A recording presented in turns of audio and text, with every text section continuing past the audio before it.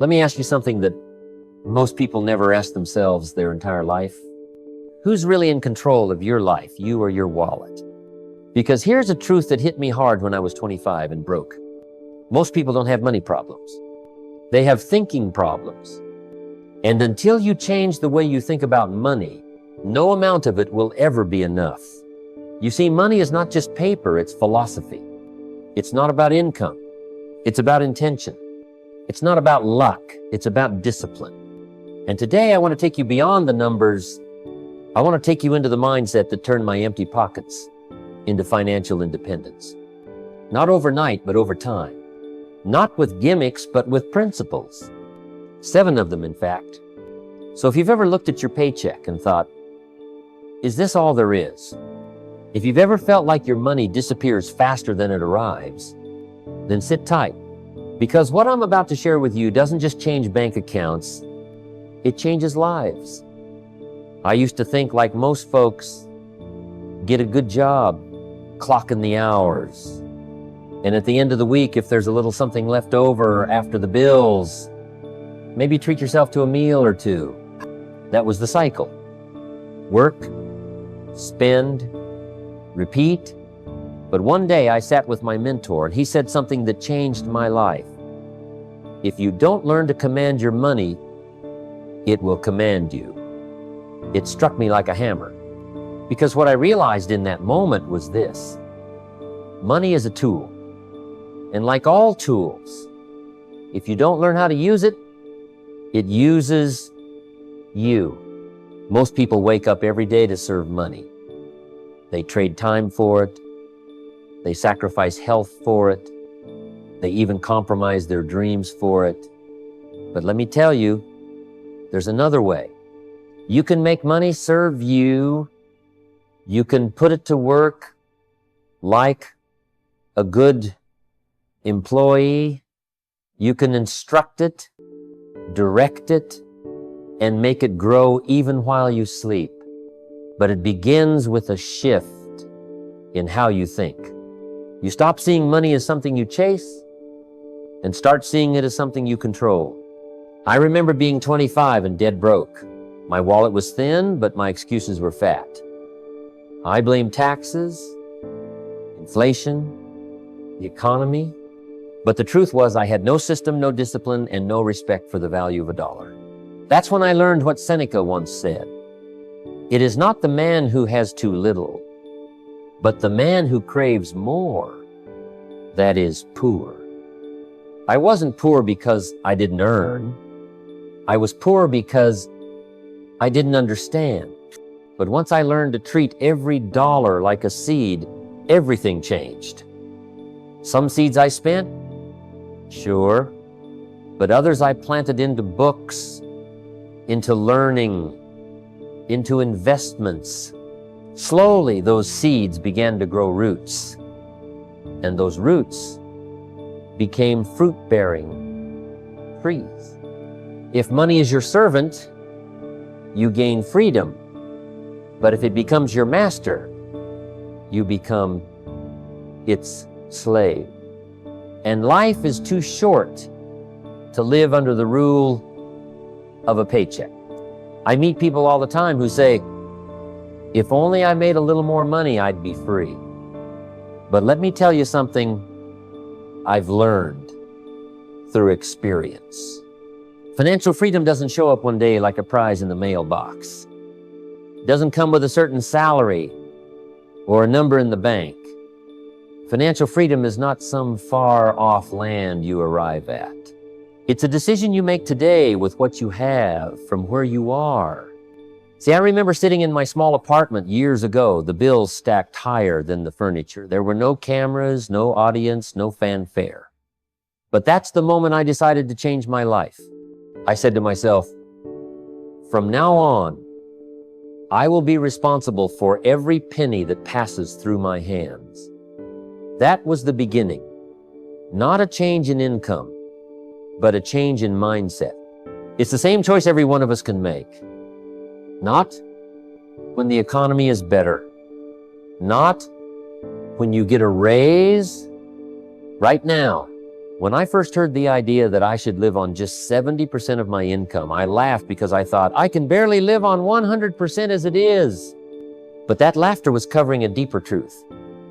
I didn't have an income problem. I had a management problem. Most people do.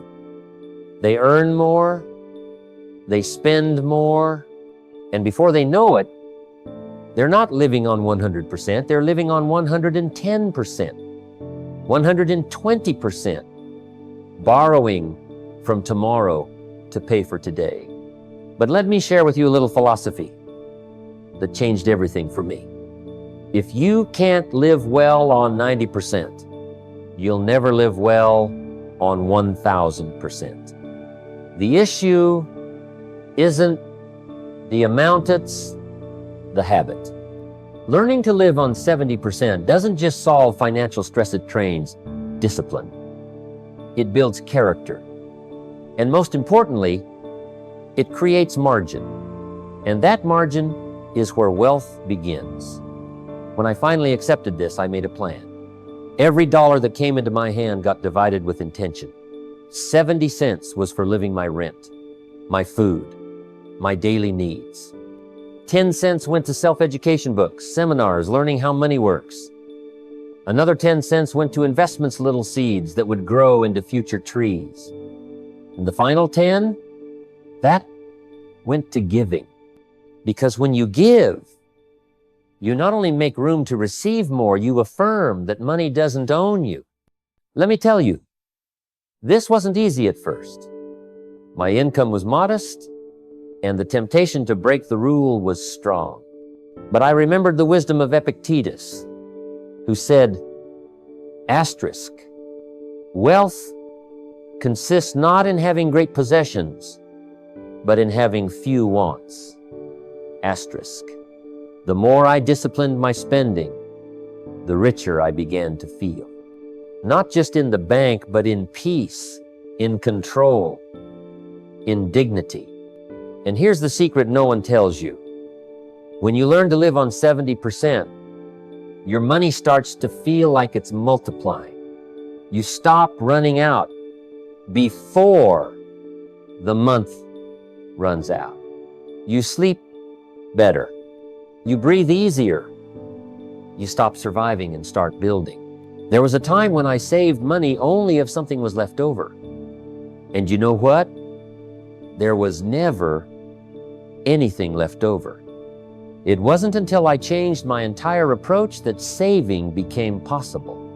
Not emotional, not optional, automatic. That's when everything shifted. The truth is, if saving is a decision you make after spending, you've already lost. But if it's the first thing you do before the bills, before the coffee, before the gadgets, then you've taken your first real step toward wealth. I began setting up my system. As soon as income came in, a fixed portion, no matter how small, was whisked away to a separate account. Untouchable, non-negotiable. It became like brushing my teeth. I didn't debate it. I didn't argue with myself. I just did it.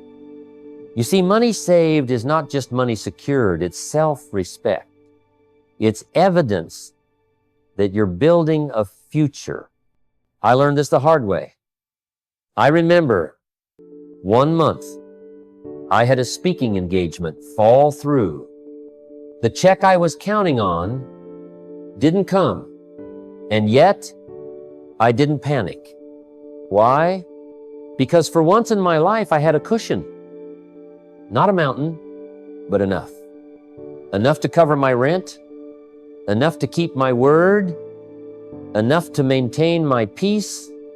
That was the day I understood that saving isn't about money, it's about power. The power to say no.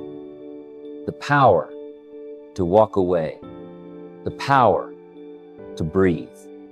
As the Stoic philosopher Horace once said, asterisk, he will always be a slave who does not know how to live on little. Asterisk, Saving teaches you how to live on less, not out of scarcity, but out of wisdom. And the moment you no longer need every dollar you earn, you step into a new kind of freedom. Don't wait for the perfect time to start saving. Start now. Even if it's $1, because the discipline is worth more than the amount. And one day, those small, invisible acts will become the visible structure of your financial independence.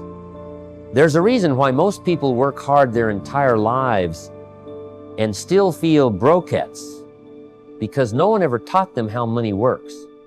Not in school, not at home. And so, they enter the adult world with diplomas in hand, but no clue what compound interest is, how debt multiplies, or how to build wealth. But here's what I discovered.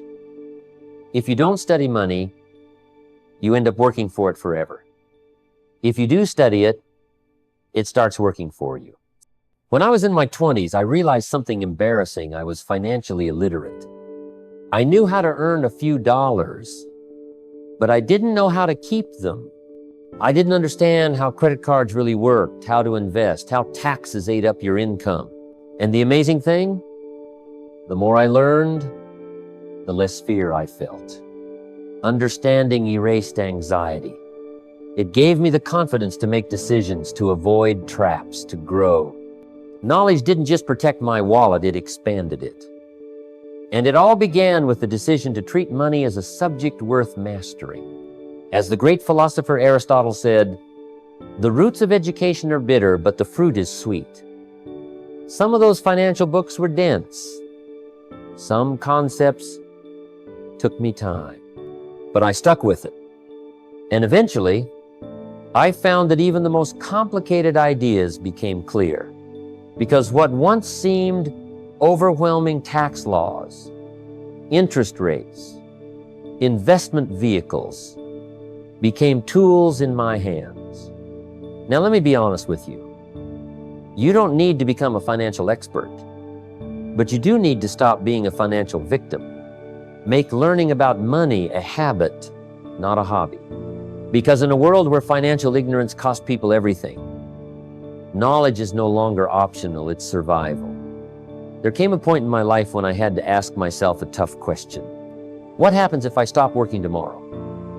If the paycheck dries up, does the income stop too? And for most people, the answer is yes. That's the danger of living only for a paycheck. It's like running on a treadmill. The moment you stop, everything stops. But wealth, real wealth, begins when your money keeps coming in, even when you're not there to earn it. Asterisk. That's the difference between income and assets. A paycheck is what you get for your time. But an asset, that's something that works for you while you sleep. I started small, very small. A few dollars put into a mutual fund. A little course I created from the notes of what I had learned. A workshop I recorded once that people could buy over and over. Each one seemed small at first, but each one became a brick in my wall of financial freedom. You don't need millions to start building assets. You need understanding. You need creativity. And you need courage. A man once told me, "I don't have any assets." I said, "You sure?" Because maybe he had skills he could teach. Maybe he had time he could leverage. Maybe he had knowledge he could write down. You see, an asset isn't always a building or a stock. Sometimes it's a system, sometimes it's an idea, and sometimes it's just a decision to build once so you don't have to sell your time forever. As Benjamin Franklin wisely said, asterisk, an investment in knowledge always pays the best interest. Asterisk, my first real asset wasn't money, it was what I knew. And when I packaged what I knew into something valuable, income started arriving without me standing at the cash register. Wealth doesn't come from labor alone. It comes from leverage. And when you begin to think in assets, what you can build, what you can offer, what can multiply without you, you stop living paycheck to paycheck. You start building a life. I used to wonder why my money disappeared so quickly, why no matter how much I earned, there never seemed to be enough left at the end of the month. Then one day, it hit me. It wasn't my income that was the problem. It was the absence of a plan. Money without a plan is like water in your hands. It slips right through your fingers. The truth is, if you don't tell your money where to go, it will find its own way to vanish. One evening, I sat down with nothing more than a notebook and a pen. I drew 3 columns: income, expenses, and purpose. For the first time, I wasn't reacting to my finances. I was taking charge. And you know what happened? I felt stronger, more grounded, more aware, because suddenly I knew where every dollar was going. I gave each one a job, a destination. Rent goes here. Education goes there. This is for investments. That is for giving. It wasn't complex. It was intentional. The power of planning isn't in how much you make, it's in how much you command. Asterisk. I've seen people with modest incomes build tremendous stability simply because they planned. And I've seen high earners fall into chaos because they never took the time to think ahead. Planning your money is like giving orders to an army. Without direction, they scatter. With strategy, they conquer. Plato once said, asterisk. The beginning is the most important part of the work. Asterisk. The beginning of the month is your starting point. Don't wait until the bills pile up and the spending gets out of hand. Sit down, even with an uncertain income, and make a blueprint. Even a rough plan is better than none. And when that unexpected expense comes knocking, and it will, you won't panic. You'll adjust, not collapse. A plan gives you peace. It turns chaos into clarity. And when your money moves with purpose, so does your life. So now you've heard the 7 rules, each one simple, but each one powerful enough to change your financial life forever. Not tomorrow, not someday, today. Asterisk. Because wealth doesn't begin with luck, it begins with decisions. Asterisk. You don't need more income to start. You need more intention. Asterisk. Whether you're starting with a little or a lot, what matters most is what you do next. Asterisk. The habits you form, the discipline you build, the thoughts you entertain, these are the seeds of your future. Asterisk. You can let money control you, or you can become the one in control. That choice has always been yours. And now, you have the tools. So here's what I want you to do. Don't just walk away inspired, walk away committed. Asterisk. Pick one rule. Just one. Apply it this week. Set up that savings account. Track those expenses. Have that financial conversation. Make the plan. Start that small asset. Take action. Not next month. Now. Asterisk. Because as I've always said, what's easy to do is just as easy not to do. But if you choose to begin even small, you've already separated yourself from the crowd. Your better future isn't waiting. It's already calling, so go build it.